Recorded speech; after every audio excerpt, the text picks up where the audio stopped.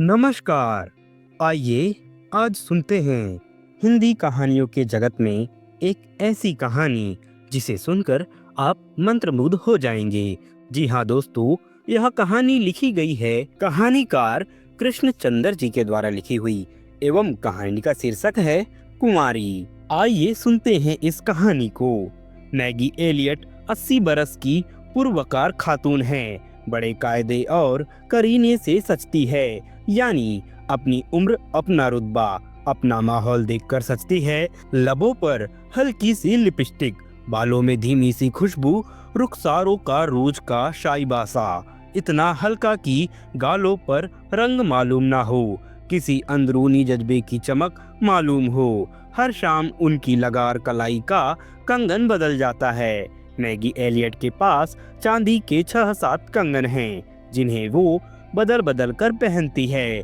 किसी भी मर्द को अपने करीब देखकर मैगी एलियट आज भी अचानक घबरा जाती है, फिर रुककर कुछ अजीब तरह से शर्मा कर मुस्कुराती है, जैसे ये मुस्कुराहट देखने वालों से अपना बदन चुरा रही है। इस मुस्कुराहट को देखकर यकीन हो जाता है कि मिस मैगी एलियट अपनी तवील उम्र के बावजूद अभी तक कुंवारी है। उनके तबस्सुम में एक अजीब अनछुई सी कैफियत है।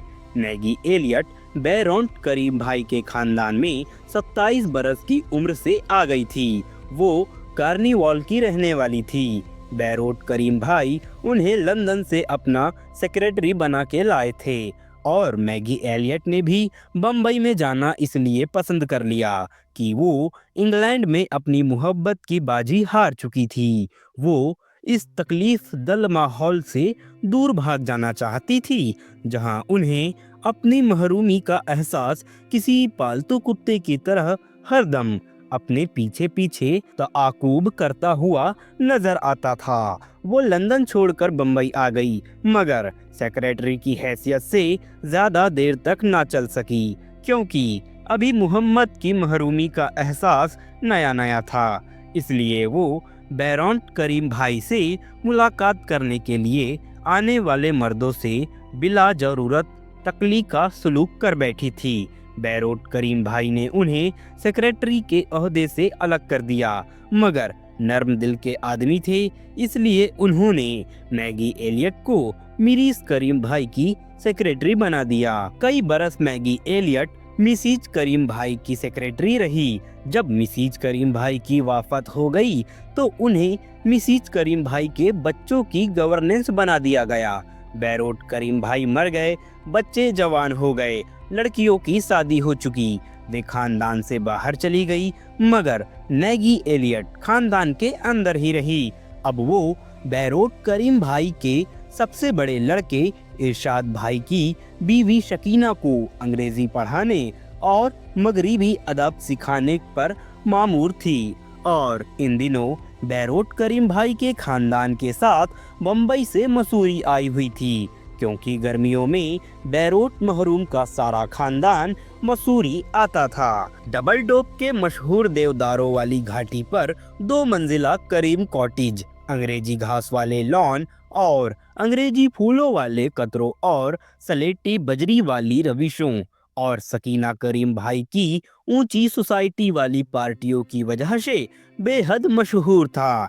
मसूरी क्लब की मेंबरी आसान थी, मगर शकीना करीम भाई की दावतों में बुलाया जाना बहुत मुश्किल था। उसके लिए बड़ी तिगड़म करनी पड़ती थी। मैं चूंकि ताश का उम्दा खिलाड़ी हूँ और शकीना को बुर्ज से इश्क है, इसलिए मैं अपनी 2000 रुपया माहवार की कलील आमदनी के बावजूद करीम कॉटेज की दावतों में बुलाया जाने लगा। फिर उसी ताश के चस्के के तुफैल सकीना मुझे सहपहर की चाय पर भी बुलाने लगी।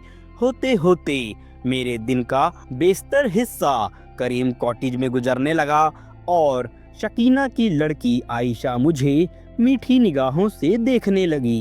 देखती रहे, क्या हर्ज है। अवला तो सकीना खुद इस कदर समझदार है कि अपनी सबसे बड़ी लड़की को कभी अपनी आंख से ओझल नहीं होने देती। फिर मिस एलियट का इस कदर मोहतात रहती है। फिर मैं खुद इस कदर डरपोक हूँ कि कभी किसी लड़की को लेकर भाग नहीं सकता। इसलिए मीठी मीठी निगाहों से देखना, उंगलियों को छू लेना, आयशा के हाथ से चाय पी लेना, ये उसकी बढ़ाई हुई प्लेट से मैरीन क्रीम खा लेना, और कभी कभी ताश के दौरान में जरा मकहूस लहजे में उसे पार्टनर कह देना ही मेरे लिए काफी है। चलिए, जिंदगी में पार्टनर ना बने, ताश के खेल में बन गए। और यूं गौर से देखा जाए तो जिंदगी की बाजी भी एक तरह से ताश का खेल है। हाँ, इसमें कभी हार है, कभी जीत है, कभी पत्ते अच्छे आते हैं और कभी बुरे आते हैं, कभी पार्टनर से झगड़ा होता है, सुलह और सफाई भी होती है, हिसाब किताब भी होता है। इसी तरह अपने पत्ते खेलते खेलते हम भूल जाते हैं कि इन पत्तों के बाहर भी कोई दुनिया है जहां गुलाब खिलते हैं।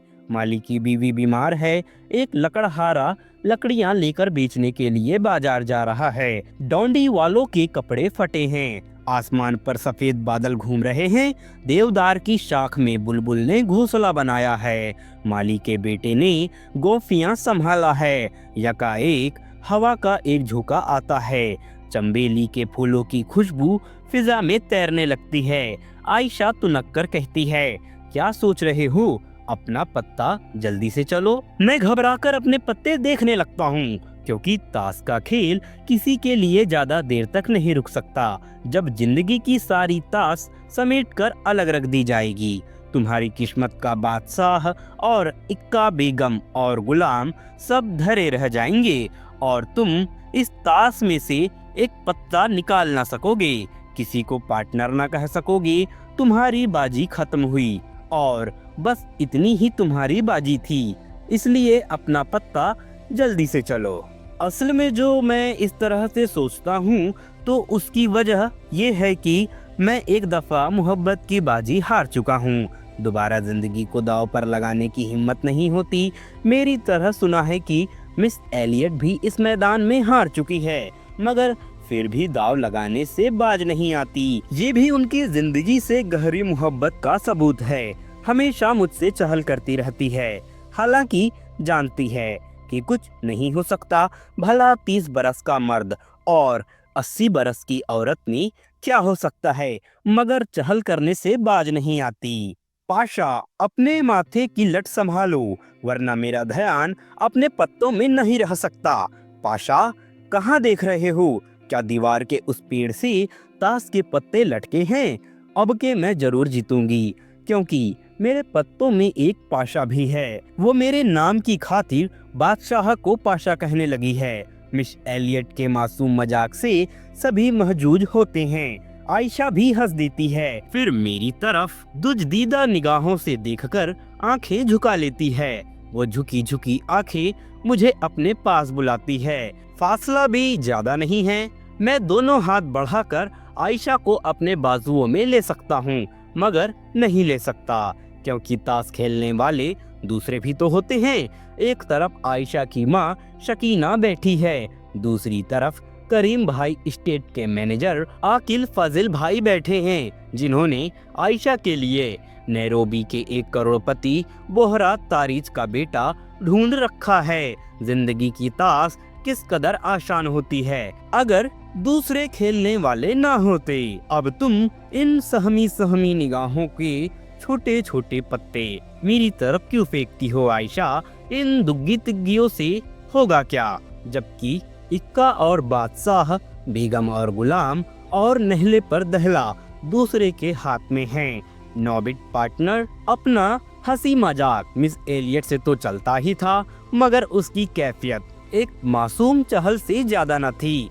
अलबत्ता मास्टर मतीन अहमद के सिलसिले में मिस एलियट ज्यादा संजीदा नजर आती थी और दिन ब दिन ज्यादा गहरी दिलचस्पी का सबूत दे रही थी। मास्टर मतीन अहमद यहाँ मंसूरी आकर 3 माह के लिए मुलाजिम रखे गए थे, बच्चों को पढ़ाने के लिए और उनकी देखभाल करने के लिए।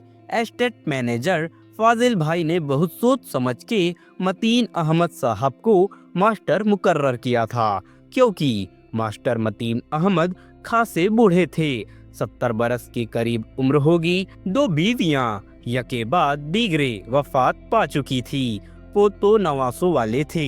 छड़ी लेकर सिर झुकाकर अपनी गिरी हुई मूंछों को और गिराकर चलते थे। सुर्ख और सभी रंगत में बुढ़ापे का पकावपन और बुढ़ापे की झुर्रियां आ गई थी, मगर इस उम्र में भी हौसला जवान रखते थे और दिलगीर तखल्लुस करते थे। अपना कलाम जो आज तक नहीं छपा था, मिस एलियट को हर रोज सुनाते थे। मिस एलियट हर चंद की उर्दू शायरी में मुतलक कोई इस्तादी न रखती थी। अब मिसरे पर मिसरे उठाती थी और इस कोशिश में रहती थी कि किसी तरह गिरह भी लग जाए। हालांकि इस नेक दिल खातून की शायराना सलाहियतों की Meraj twinkle twinkle little star से आगे ना बढ़ी थी, मगर अब वे दोनों मास्टर मतीन अहमद और मिस मैगी एलियट कभी कभी बरामदे के किसी कोने में बैठे हुए, कभी किसी लॉन पर टहलते हुए, कभी डफल डोक के देवदारों में घूमते हुए शायरी पर बहस करते रहते थे। और बहस के दौरान मैगी मास्टर साहब का मफलर ठीक करती जाती थी, वरना सर्दी लग जाने का अंदेशा है और सर्दी में शेर ठिठुर जाते हैं। कभी उनके सिर की टोपी का जावियां बदल देती थी, यूं ज्यादा अच्छा लगता है। कभी उनका हाथ पकड़कर डफल डोक के नाले के पत्थरों पर कदम जमा कर चलती हुई नाला पार कर जाती थी, वरना शाम को नाला पार करना जरूरी था। मर्द के बाजू का सहारा कितना अच्छा लगता है, मर्द की मजबूत उंगलियों का लप जैसे किसी कमजोर बेल को पेड़ मिल जाए। सेहत में आज भी मैगी मास्टर जी से बेहतर नजर आती थी, मगर नाला देखते ही 6 साल की बच्ची की तरह डरने और कांपने लगती और अपने सारे जिस्म का बोझ गरीब मास्टर जी पर डाल देती। मास्टर जी भी हांफते हांफते, होठ चबाते, दमा के मरीज की तरह सांस लेते हर रोज बड़ी बहादुरी से मिस मैगी एलियट को नाला पार करा देते थे। फिर दम इस कदर फूल जाता था कि नाले के पत्थर पर देर तक बैठकर मुंह से कुछ न बोल सकते। वादी का मंजर देखते रहते, अपनी सांस की थूथनी ठीक करने में उन्हें कई मिनट लग जाते, मगर वे खामोशी के इस लंबे वक्के को किसी तरह अपनी जिस्मानी कमजोरी पर महमूल करने को तैयार न थे, बल्कि जब दम में दम आता तो कहते, मैगी, यहाँ से वादी का मंजर इस कदर खूबसूरत दिखाई देता है कि यहाँ आते ही दम ब खुद हो जाता हूँ, मुंह से कुछ नहीं बोल सकता। यही हालत मेरी भी होती है। मैगी भी अपनी फूली हुई सांस को काबू करते हुए कहती, ये वादी बिल्कुल तुम्हारी शायरी की तरह खूबसूरत है। बहुत देर तक वो दोनों चुप रहते, क्योंकि वापसी में नाले को फिर पार करना होगा। मास्टर मतीन अहमद बड़ी नाउम्मीदी से नाले को देखते और उनकी हिम्मत डूब डूब जाती और वो दिल ही दिल में सोचते, कल से मैं मैगी को इधर सैर कराने के लिए नहीं लाऊंगा। मगर मैगी की यही तो एक कमजोरी थी। नाले के इस चंद गंज के पाट वो सब कुछ पा लेती थी, वो सब कुछ जो उसे इस जिंदगी में कभी नहीं मिला। इस मुख्तसर के फासले में वो किसी की बीवी हो जाती, किसी का सहारा ले लेती, किसी के कंधे से सर लगा देती, किसी की गहरी कुर्बत का एहसास कर लेती, बिल्कुल उस अल्हड़ कुआरी की तरह हो जाती जो किसी खतरे के समय अपने आप को बचाने के लिए किसी मर्द से लिपट जाती है। नाले के पार जाकर वो फिर एक अंग्रेज औरत हो जाती थी, अपने आप में मुकम्मल मजबूत और खुद मुख्तार। मगर नाला पार करते हुए कमजोरी के ये चंद लम्हे बड़े कीमती होते थे और वो हर रोज बड़ी बेसब्री से उन चंद लम्हों का इंतजार करती थी। फिर एक दिन उसकी जिंदगी में पाम आ गई। पोमेला थोरॉट उसकी बम्बई की सहेली थी। पोमेला ने बम्बई के एक ताजिर से शादी की थी। चंद साल बम्बई में रहकर मिस्टर थॉरेट और उनकी बीवी बेंगलोर चले गए थे। चंद साल खत ओ किताबात होती रही, फिर खत ओ किताबत बंद हो गई। अब 20-22 बरस के तवील वक्के के बाद जब पोमेला थॉरॉट अचानक उसे मसूरी में नजर आ गई तो दोनों सहेलियों की खुशी देखने के लायक थी। न सिर्फ ये कि दोनों ने कई मिनट तक मुफासा किया, बल्कि आवाज में लर्जिश भी थी और आंख में आंसुओं का शुबह तक पैदा हो गया था। पॉम इस अरसे में 2 शौहर भुगत चुकी थी। वो बेचारे दोनों मर चुके थे, मगर 60 बरस की होकर भी पॉम अपनी शोखी और तर्रीरी को हाथ से न जाने देना चाहती थी। अपनी फितरत में पॉम मैगी से बिल्कुल अलग थी। मैगी दुबली थी तो पॉम मोटी, मैगी संजीदा थी तो पॉम बात बात पर कहा करने वाली, मैगी हल्का सा मेकअप करती थी तो पॉम बिल्कुल गहरा, बिल्कुल जवान औरतों का सा मेकअप करती थी। उसकी आवाज भी अभी तक बहुत अच्छी थी और उसे बहुत से फुहश लतीफे याद थे। नहीं, उसकी कोई औलाद न थी। पहले शोहर से एक लड़की थी, 2 साल की उम्र में चल बसी। दूसरा शौहर एक एंग्लो इंडियन था। वो हर वक्त शराब में धुत रहता था और कभी कभी उसे पीटता भी था।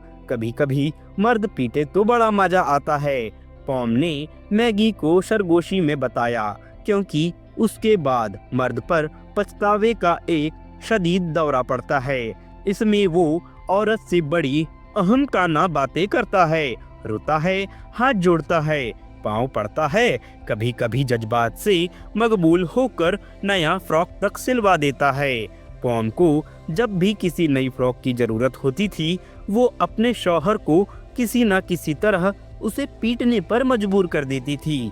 शौहर रखना उम्दा चीज है, मगर अब तो बुढ़ापा आ गया। पॉम एक शर्द आह भरकर खामोश हो गई। तुम तो बिल्कुल बच्चा हो, बिल्कुल बच्चा। मैगी ने बड़ी उम्र की बहन का रिश्ता किया और पॉम की उलझी हुई लट ठीक करने लगी। ये बाल कैसे बना रखे हैं? मैगी के लहजे में ममता की सरजनिश सी आ गई, जिसे सुनकर पॉम कुछ और फैल गई। इठलाकर बोली, अब हमसे नहीं होता मैगी। तुम कहाँ ठहरी हो? मैगी ने पॉम से पूछा। पहले तो कलारस में ठहरी थी, एक गुजराती फैमिली के हमराह अहमदाबाद से आई थी। उन लोगों को जल्दी वापस जाना पड़ गया। खानदान में कोई मौत हो गई थी, वो सब लोग चले गए, मगर मैं ऐसी शदीद गर्मी में वापस अहमदाबाद नहीं जा सकती, इसलिए मैं उनकी मुलाजिमत से अलग हो गई हूँ और अब मिसिस ट्रैवलर्स के छोटे बोर्डिंग हाउस में पड़ी हूँ। बड़ी कमीनी औरत है, अभी तक 2 रोज की पुरानी उबली हुई पत्तियों की चाय देती है, जैसे ये मसूरी ना हो, इंग्लैंड हो और जंग अभी तक जारी हो। मैगी पॉमेला को मिसिस ट्रैवलर्स के बोर्डिंग हाउस से करीम कॉटेज में उठा लाई और उससे ऐसी मोहब्बत और शराफत से पेश आने लगी जैसे पॉम उसकी 60 बरस की सहेली ना हो, कोई छोटी सी बच्ची हो। मैगी पॉम के बाल बनाती, पॉम के कपड़े निकालती, उसके कपड़े पर इस्त्री करती, उसको मशवरा देती, वो कौन सी चीज खाए, कौन सी चीज ना खाए। कभी कभी उसे एक शक्तगीर माँ की तरह डांट डपट भी देती और पॉम मैगी की मोहब्बत पाकर बेतरह इठलाने लगी थी और 60 बरस की होकर 30 बरस की खातून सी अदाएं दिखाने लगी थी। और जब मैगी की मोहब्बत बहुत जोर मारती तो वो तकरीबन तुतलाने लगती। अब मैगी और पॉम और मास्टर मतीम अहमद का तिगड़म बन गया था। तीनों बरामदे के दूसरे कोने में अलग से जाकर बैठते थे, ताश खेलते थे और हर वक्त 3 शरीर बच्चों की तरह मसरूर और मगन नजर आते थे। आपस में उनकी क्या बातें होती ये तो हम नहीं जान सके, अलबत्ता इतना जरूर एहसास होने लगा कि इन तीनों में गाढ़ी छन रही है।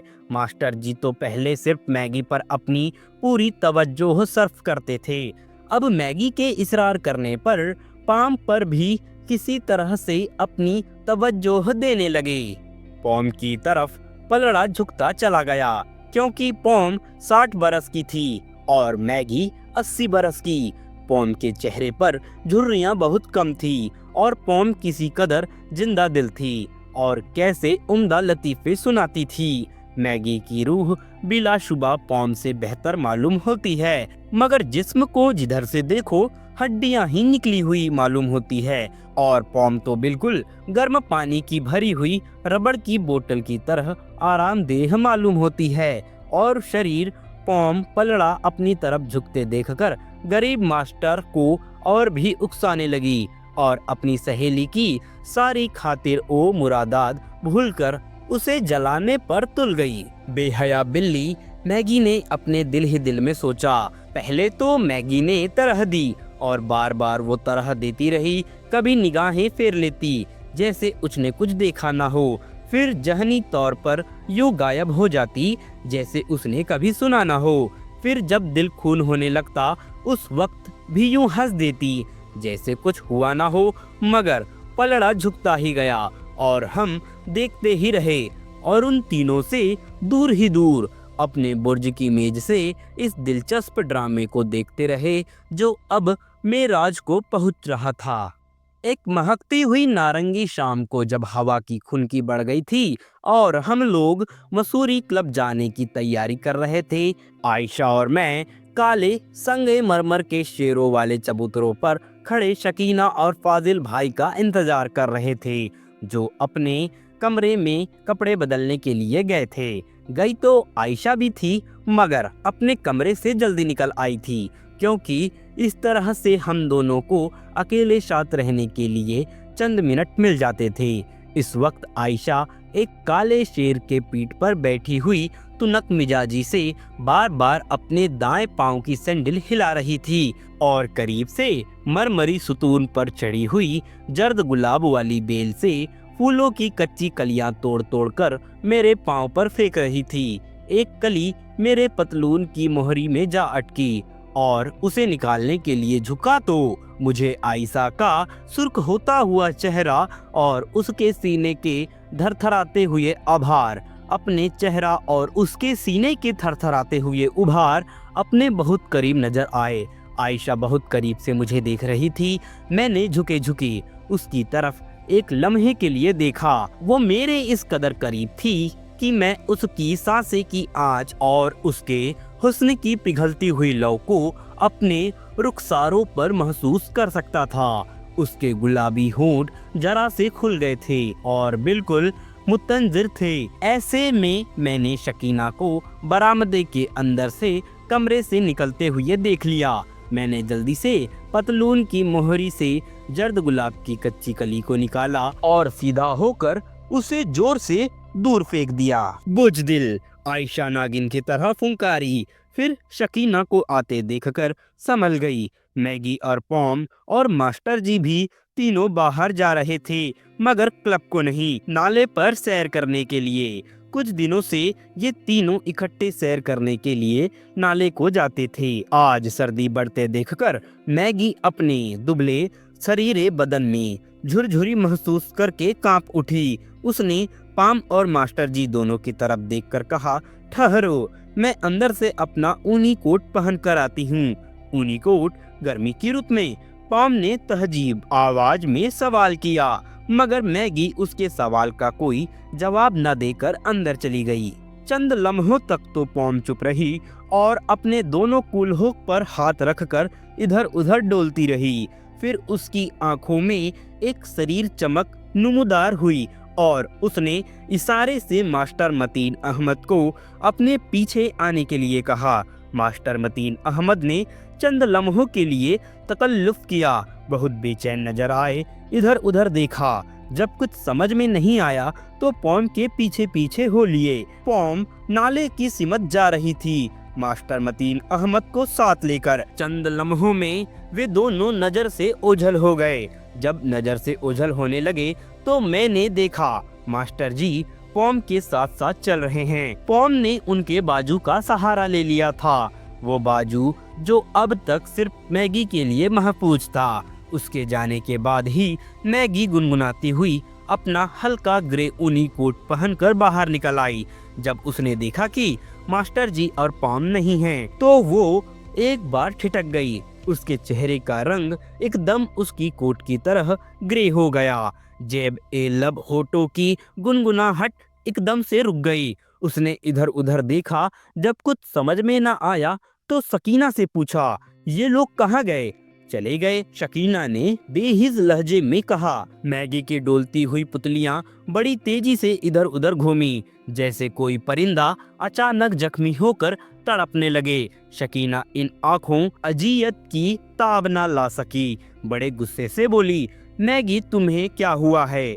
देखती नहीं हो कौन तुमसे उम्र में कितनी कम है? मैगी ने एक लम्हे के लिए ठिठक कर सीधा शकीना की आंखों में देखा, फिर बड़ी नौखत में एक एक लफ्ज पुरजोर देकर बोली, उम्र कम है तो क्या हुआ, वो मेरी तरह कुंवारी तो नहीं है। फिर मिस मैगी एलियट, उम्र 80 साल, एक औरत अपनी एड़ी पर घूम गई और एक नकाबिल एक तकसीर गुरूर से सर उठाए हुए बरामदे में चली गई। वापस अपने कमरे में चली गई। दरवाजा बंद हो गया। हम देखते ही रह गए। ये भी समझ न आया हंसे या रोएं। शकीना एकदम बहुत संजीदा हो गई। उसने अपनी आंखें हमसे चुरा ली थी और अब तेज तेज कदमों से आगे चल रही थी। उनके पीछे पीछे फाजिल भाई जल्दी जल्दी से कदम बढ़ाने लगे। आयशा ने मेरी तरफ बड़े गौर से देखा। मैंने गुलाब की बेल से एक जर्द कली तोड़ लिया और उसे सूंघते हुए बोला, नो बिट पार्टनर। जी हाँ दोस्तों, यह थी कहानी कृष्णचंद्र जी के द्वारा लिखी हुई। अगर आपको यह कहानी पसंद आती है तो हमारे YouTube चैनल को सब्सक्राइब जरूर करें, हमारे वीडियोस को लाइक करें और अपने दोस्तों के साथ साझा जरूर करें। हम जल्द ही मिलेंगे एक नए दिन नई कहानियों की श्रृंखला के साथ। हमें दीजिए इजाजत। नमस्कार।